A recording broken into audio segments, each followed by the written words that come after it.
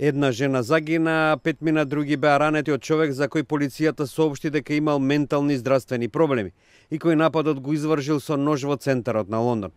Сепак полицијата не исклучува можноста нападот да имал и терористички мотиви.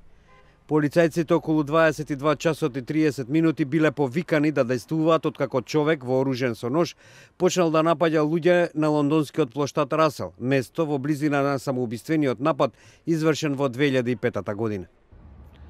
Early indications suggest that mental health is a significant factor in this case, and that is one major line of inquiry. Изјави помошни комесарот на лондонската метрополитен полиција, задолжен за антитероризам, Марк Роули, додавајќи. Но секако во оваа фаза треба да бидеме отворени во врска со мотивот, а следствено на тоа е и дека би можело да се работи за тероризам. Истрагата се води од оделот на убиства, но со помош на полицајци задолжени за контратероризам. Полицијата, која пристигнала 5 минути по повикот, употребила пиштол со електрични шокови при апсењето на 19-годишниот напаѓач. Жената била третирана на местото на нападот, но лекарите не успеале да ја го спасат животот. Другите повредени, една жена и 4 мажи, се на соодветен медицински третман, рече Роули. Новинската агенција Reuters јави дека веднаш дел од плоштадот кој се наоѓа во срцето на универзитетската област во Лондон бил обколен од полицијата.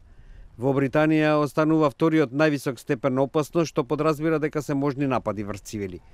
Лондонската полиција вети дека ќе распореди повеќе вооружени припадници по серијата смртоносни напади во другите европски земји.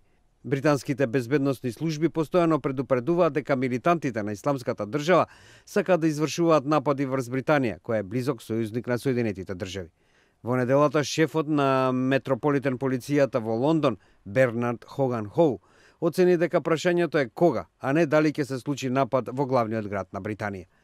Лондонската полиција соопшти дека ќе распореди дополнителни 600 вооружени полицајци во главниот град. Роули претходно предупреди дека Исламската држава се обидува да радикализира лица со ментални здравствени проблеми за извршување напади. Тој додаде дека во некои операции полициските командири добиваат совети од психолози.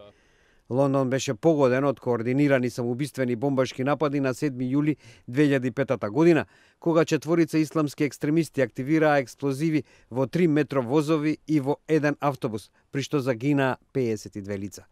Една од бомбите беше детонирана во воз меѓу метростаниците Кинг Крос и плоштадот Расел. Од тогаш беа осуетени десетици обиди за напад.